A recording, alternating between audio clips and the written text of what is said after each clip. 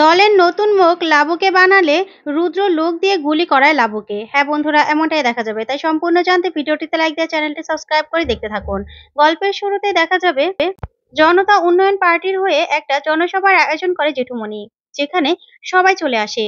তারপরেই উপকূলীয় বঙ্গীয় পার্টির পক্ষ থেকেও যারা ছিল তারাও জেঠুমনির পক্ষে চলে আসে। ওইদিকে প্রমথোষ বাবুরাও চলে আসলেই মাস্টারমশাই বলতে থাকে, আপনারাও চলে এসেছেন, আমি তো ভাবতেই পারছি না। তখন প্রমথোষ বাবুরা বলতে থাকে, দেখুন মাস্টারমশাই, ওই দলে আমরা ছিলাম, কিন্তু একে একে ওই অভিজিৎ, মিন্ময় ওরা সবাই মিলে রুদ্রর কাছে চলে গেছে, রুদ্র দলে চলে গেছে। তাই ভাবলাম আমরাও ওখানে থেকে কি করব, তাই আপনার কাছেই চলে আসলাম। আমি জানি আপনার দল সবসময় জনতার উন্নয়নের জন্যই কাজ করবে, তাই তো এখানে চলে এসেছি। তখনই তাদেরকে দেখে জেঠুমনি খুব খুশি হয়। ওইদিকে অংশুমান রোহিতকে বলতে থাকে, রোহিত, দেখেছো, সবাই এক এক করে কিন্তু ওই পার্টি থেকে এখানে চলে আসছে। আমার না সিকিউরিটি আরো টাইট করা দরকার ছিল, তোমরাও চোখ কান খোলা রেখো। আমার মনে হচ্ছে রুদ্ররূপ বাবুর টার্গেট হতে পারে কিন্তু ফুলকি। তারপরে দেখা যাবে অংশুমান সিকিউরিটির ব্যবস্থা করতে চলে যায়। ওইদিকে দেখা যাবে তখনই রুদ্র, ঈশিতা সহ তার দলবল নিয়ে চলে আসে। তখন রুদ্র বলতে থাকে, কেমন আছেন মাস্টারমশাই? আপনি আমাদের নেমন্ত্রণ করেছিলেন তো, তাই আমরা নেমন্ত্রণ কি ফেলতে পারি? তাই সবাই মিলে চলে আসলাম, আশা করি এখানে জায়গা পাবো। তখনই মাস্টারমশাই বলতে থাকে, হ্যাঁ নেমন্ত্রণ করেছিলাম তো, হ্যাঁ অবশ্যই বসতে পারবে। তবে মনে রেখো, এই পার্টিতে আসা মানে উন্নয়নের জন্য কাজ করা, জাতির হয়ে কাজ করা। পারবে তো? যতটুকু পারবে দেখি কতটুকু পারো। এই বলে রোহিতকে বলে যে ওদেরকে বসা। তখনই রুদ্র বলতে থাকে, তা মাস্টারমশাই, আপনার দলের নতুন মুখ কে হবে, মানে ফেস কে হবে? আগে তো ওই দলের ফেস আমি ছিলাম, রুদ্ররূপ সান্যাল। তা এই দলের মুখ কে হবে? তখন মাস্টারমশাই বলতে থাকে, এসেই যখন পড়েছ, একটু অপেক্ষা করো, একটু পরে দেখতে পাবে যে এই দলের নতুন মুখ কে হবে। তখন এই কথাতেই রুদ্র বলতে থাকে, কে হবে, ফুলকি দাস? তখন এই কথাতে মাস্টারমশাই হাসতে থাকে আর বলতে থাকে, অপেক্ষা করো, ওখানে গিয়ে বসো, একটু পরেই তো দেখানো হবে, জানানো হবে। তারপরে দেখা যাবে রুদ্র, ঈশিতা সহ সবাই মিলে সেখানে বসে গিয়ে। আর ওইদিকে প্রণতোষ বাবুরা বলতে থাকে, আসলেই তো মাস্টারমশাই, এই পার্টির হয়ে কে দাঁড়াবে, কে হবে নতুন মুখ? তখনই মাস্টারমশাই বলতে থাকে, একটু পরেই তো জানতে পারবেন, যান ওখানে গিয়ে বসুন। তারপরে দেখা যাবে প্রমথোষ বাবুরাও সেখানে গিয়ে বসে। তারপরে সাংস্কৃতিক অনুষ্ঠান শুরু হয়ে যায়। ওইদিকে রোহিত ফুলকির কাছে যায়, গিয়ে ফুলকিকে বলতে থাকে, ফুলকি এদিকে এসো। তারপরে ফুলকিকে রোহিত বলতে থাকে, ফুলকি, রুদ্র কিন্তু তোমাকে সন্দেহ করছে। ও ভাবছে যে এই পার্টির নতুন মুখ হবে তুমি, তাই তুমি কিন্তু একটু চোখ কান খোলা রেখো, একটু সাবধানে থেকো। তখন রোহিত বলতে থাকে ফুলকিকে, অংশুদা কিন্তু এই নিয়ে চিন্তা করছে, বুঝতে পেরেছো? তখন ফুলকি বলে, চিন্তা করবেন না স্যার, আমি দেখবো, আমি দেখে নেবো। ওই জামাইবাবু নিশ্চয়ই কিছু একটা ভাবছে, আমার তো মনে হচ্ছে কোনো রকম কোনো একটা পরিকল্পনা নিয়ে এসেছে। তখন রোহিত বলে, হ্যাঁ ও যখন এসেছে কিছু না কিছু তো ঘটানোর চেষ্টা করবে, তাই তো বললাম একটু সাবধানে থেকো। ওইদিকে ঝিনুক রোহিত আর ফুলকিকে কথা বলতে দেখে তমালকে বলতে থাকে, তমালদা, রোহিত ফুলকিকে খুব ভালোবাসে না?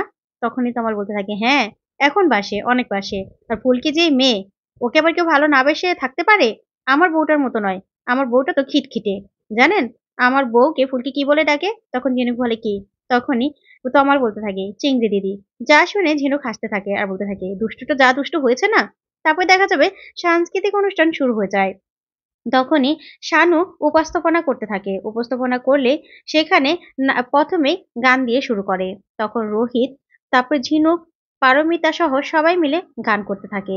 এদিকে ঈশিতা বলতে থাকে, এত নাচ গান করার কি আছে সেটাই তো বুঝতে পারছি না, কখন যে নতুন মুখ দেখাবে কে জানে। তখন রুদ্র বলে, চুপ করে বসো তো। তারপর রিকি বলতে থাকে, সেটাই তো, আমারও না ভালো লাগছে না। তারপর রুদ্র বলতে থাকে, চুপ করে বসো। তারপর ঈশিতা বলতে থাকে, রুদ্রদা, তেওয়ারি ফোন করেছিল, সবকিছু ঠিক আছে। তখনই রুদ্র বলতে থাকে, ঠিক আছে। ওদিকে রিকি বলতে থাকে, ঈশিতাদি, কি ঠিক আছে কথা বললো? তখন ঈশিতা বলে, সময় হলেই দেখতে পারবে। তখন ওরা সেখানে বসে থাকে, বিরক্ত হতে থাকে। ওইদিকে দেখা যাবে ফুলকি আড়াল থেকে রুদ্রকে দেখতে থাকে। তখন ফুলকি মনে মনে বলতে থাকে, কি ব্যাপার, রুদ্র জামাইবাবু এরকম ভাবে ছটফট করছে কেন? মনে হচ্ছে কিছু একটা করার চেষ্টা করছে। কি করতে চাইছে উনি? আমার তো ভালো লাগছে না। তারপরে দেখা যাবে গান শেষ হয়ে গেলেই ফুলকিদের ধানু নাচ ডাকতে আসে আর বলতে থাকে, এই ফুলকি, আমাদের নাচ শুরু হয়ে যাবে তো, চলো। এই বলে স্টেজে গিয়ে ফুলকিরা নাচ করতে থাকে আর পারমিতা গান গাইতে থাকে। যা দেখে রিকি আর ঈশিতা আর রুদ্র বিরক্ত হয়ে যায় আর বলতে থাকে, কি যে শুরু করেছে ওরা। তখন রুদ্র বলতে থাকে, চুপ করো।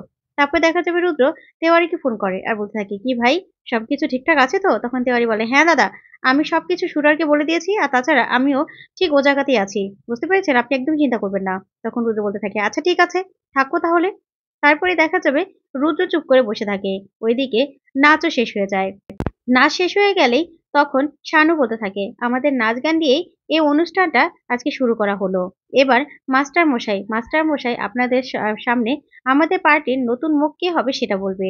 তারপরে মাস্টার মশাই উপরে যায় আর গিয়ে বলতে থাকে যে আপনারা আমাদের এই দলের সাথে আছেন সেটা জেনে আমার খুব ভালো লাগছে।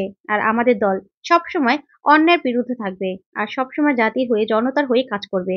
কোনোদিনও কোনো অন্যায়ের সাথে আপোষ করবে না। যা শুনে রুদ্র চমকে যায়। তারপর মাস্টারমশাই বলতে থাকে, আমাদের দলের নেত্রী, নেত্রীর নাম এখন আমরা উন্মোচন করব। তারপরে দেখা যাবে লাবুর ছবিটা দেখালে রুদ্র পুরো চমকে যায়। ওইদিকে ঈশিতাও হা করে তাকিয়ে থাকে আর বলতে থাকে, লাবু দিদি। তখনই রিকি বলতে থাকে, বৌদি, দাদা, বৌদি তোর বিরুদ্ধে দাঁড়াবে। ওইদিকে রুদ্র লোকেরাও রুদ্রকে বলতে থাকে, দাদা, এ তো দেখছি বৌদি। তার মানে কি? বলুন, আমাদের শুধু বলুন, একবারে এখানে উড়িয়ে দিই। তখন রুদ্র বলে, চুপ করে বসো তো, সবাই চুপ করে বসো। তখনই রুদ্র মনে মনে বলতে থাকে, সর্বনাশ করেছে লাবু। লাবু তো এখনই স্টেজে উঠবে। তাহলে ফুলকির ছবি দেখানো ছিল তো শুটারকে, শুটার কি পারবে? তখনই এই কথা ভেবেই রুদ্র ভয় পেতে থাকে। ওইদিকে দেখা যাবে লাবুকে ওরা নিয়ে আসে। তখন লাবুর মনে পড়ে যায় রাতের কথা, যে রাতে সবাই মিলে লাবুকে ধরেছিল যে তোমাকেই এবার পার্টির মুখ হতে হবে, নতুন মুখ।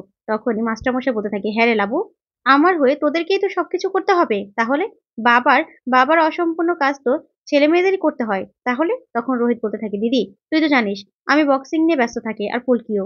তখন কি করবি বল? মাস্টারমশাইয়ের হয়ে, মানে জেঠুমনির হয়ে তো তোকেই কাজটা করতে হবে। তুই পারবি না? সবকিছু করতে পারবি না? তখন লাবুকে সবাই মিলে রাজি করায়। তারপরে লাবু সেই কথা ভাবলেই এইদিকে লাবুর হয়ে সবাই স্লোগান দিতে থাকে। তখনই লাবু স্টেজে উঠতে থাকে। ওইদিকে রুদ্র ভয় পেতে থাকে। ওইদিকে শুটারকে সবকিছু বলা থাকে। তখনই ফুলকি রুদ্র দিকে তাকিয়ে বলতে থাকে, কি ব্যাপার জামাইবাবু, এরকম অস্থির অস্থির করছে কেন? আর ওইদিকে বা কি তাকাচ্ছে? কি করতে চাইছে উনি? কি করতে চাইছে? ওইদিকে জেঠুমনি লাবণ্যকে স্টেজে ডেকে নেয়। তখন লাবণ্য আস্তে আস্তে স্টেজে আসে। আসার পরে রোহিত, তমাল, পিয়াল সবাই স্টেজে দাঁড়ানো থাকে। তখন লাবণ্য সবার সামনে হাত জোড় করে দাঁড়ায় আর হাসতে থাকে। ওইদিকে ঈশিতা, রিকি আর রুদ্র অবাক হয়ে তাকিয়ে থাকে। তখন রুদ্র মনে মনে ভাবতে থাকে, কি হবে এবার? করতে পারবে কাজটা? ওইদিকে শুটার পজিশন নিয়ে নেয়। তারপরে দেখা যাবে লাবণ্য যখনই জাতির উদ্দেশ্যে কিছু বলার জন্য যাবে, ঠিক তখনই দেখা যাবে লাবুকে গুলি করে সেই শুটার। তখনই লাবুর হাতে গিয়ে গুলিটা লাগে আর সাথে সাথে লাবু পড়ে যায়। ওইদিকে মাস্টার মশাই, ফুলকি সহ সবাই অবাক হয়ে যায়। তখন মাস্টার মশাই চিৎকার করে ওঠে লাবু বলে। আর ওইদিকে রোহিত সাথে সাথে লাবুকে ধরে ফেলে আর বলতে থাকে, দিদি।